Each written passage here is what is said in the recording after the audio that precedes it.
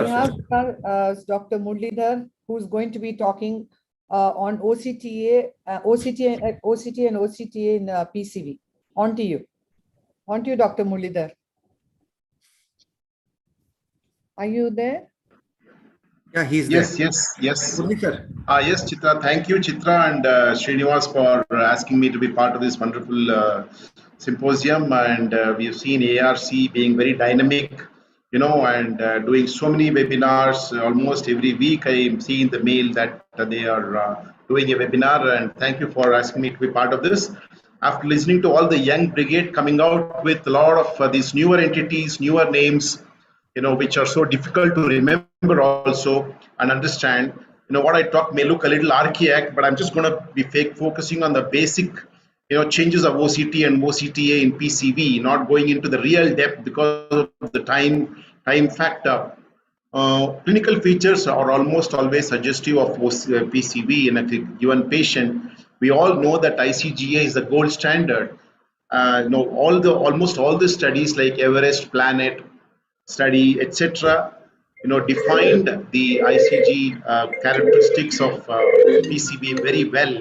So I'm not going into the detail of that. So when we have a well-defined modality for diagnosing, PCV, ICGA, why are we now bothering about looking at another modality? The problem is ICGA is not widely available. OCT is definitely much more widely available, much more accessible. OCTA is also coming up in many more places than before. ICGA is an invasive procedure, whereas OCT and OCTA are non-invasive. So these are the reasons why there is a resurgence in the interest to use OCT and OCTA for diagnosing PCV, instead of using ICGA. Also, we know that in the last 6 months to 1 year, there has been non-availability of dye for doing PDT. And PDT was one treatment modality which required ICGA in order to measure the lesion and give the treatment. And since the PDT is not available right now to all of us, ICGA seems to have lost its importance in making a diagnosis of PCV. So OCT features in PCV, distinct features have been described in the literature. This helps in diagnosing the PCV even without ICGA. And of course, OCT also helps in monitoring the response to activity and giving us the decision to non-responder and change the anti-VEGF agent if required. Now, this is a 70-year-old lady who has come with a recent decrease in vision. Vision is still 6/9. You see a lot of changes temporal to the fovea. Fovea itself is not so much affected. That's the reason for good vision. And when we do the OCT in this eye, we see two classic features suggestive of PCV. One is a thumb-like PED with a hyperreflective material here.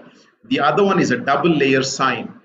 Now, these are some of the important OCT features of PCV. Thumb-like PED was defined by Jimmy Chung as inverted V configuration, having a sharp vertical incline of more than 70 degrees on at least one side.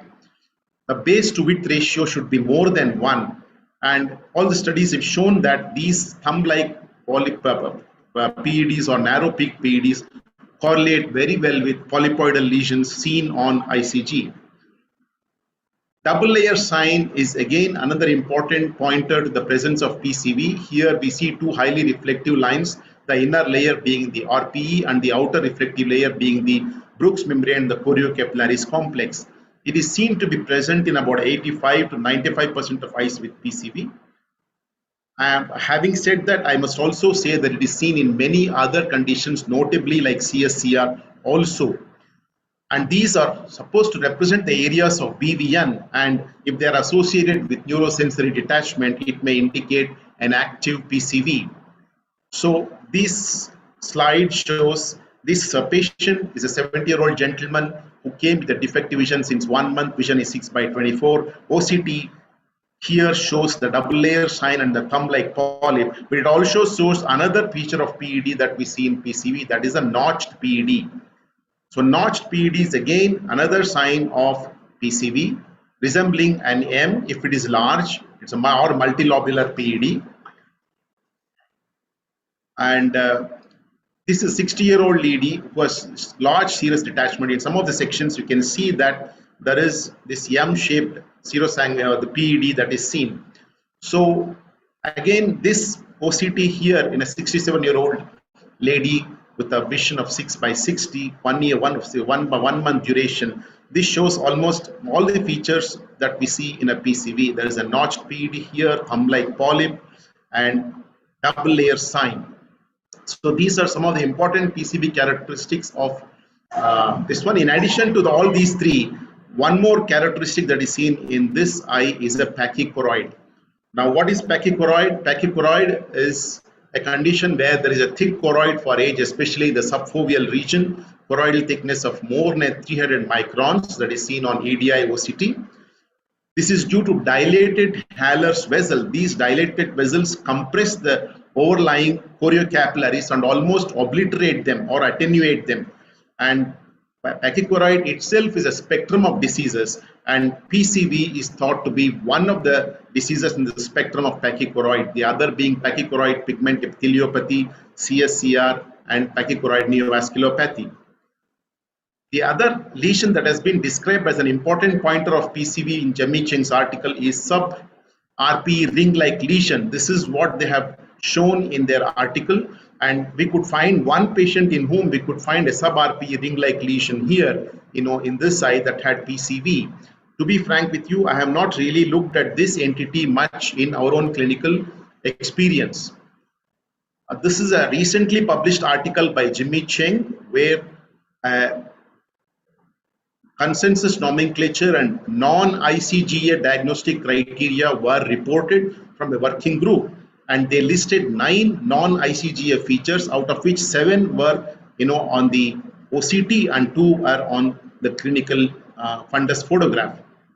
And all the features that I mentioned, like sharp peak CED, sub-RP ring-like lesions, multilobular PED, double layeroid sign, and a pachychoroid, all find a mention in this article. These are all pointers to making a non-ICGA diagnosis of PCV in a given patient.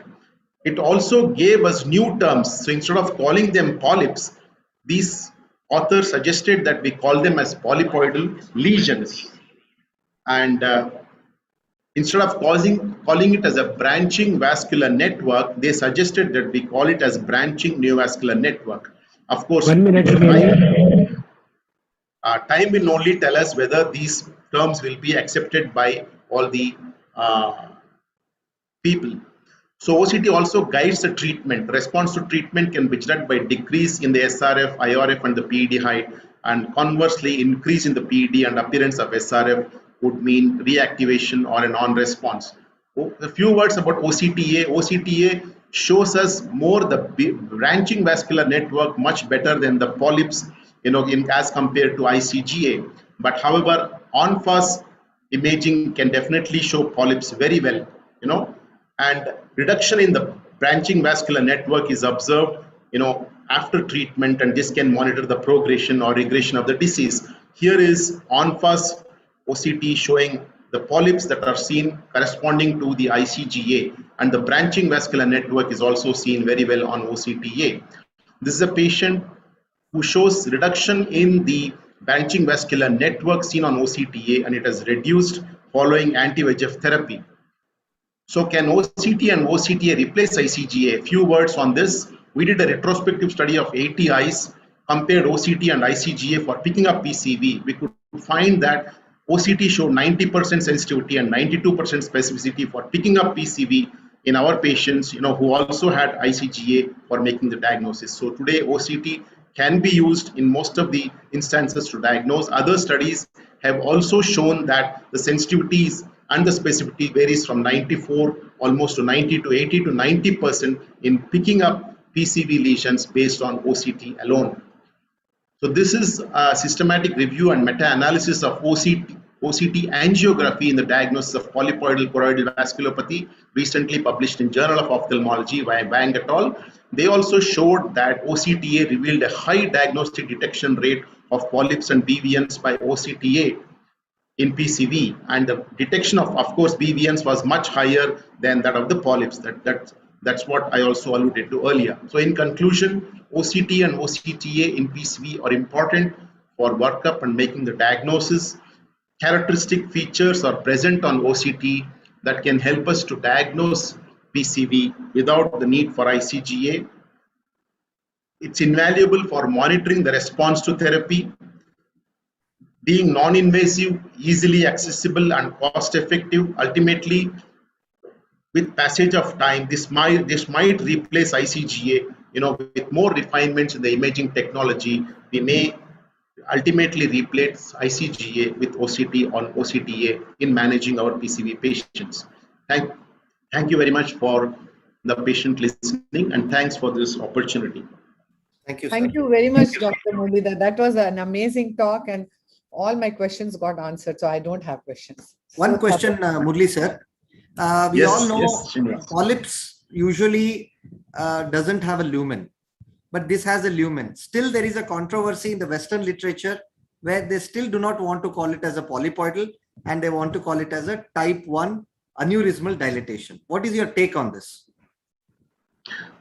Well, see, it's all semantics. It comes to semantics. It all depends on who is propounding what.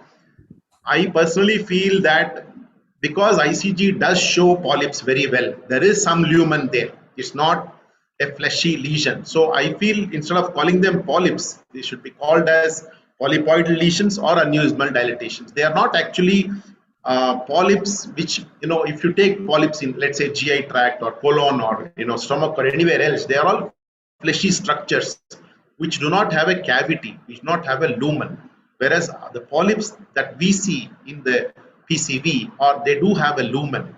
So I think over a period of time, we probably will have to get used to the newer terminologies and start using them. thank you very much, Dr.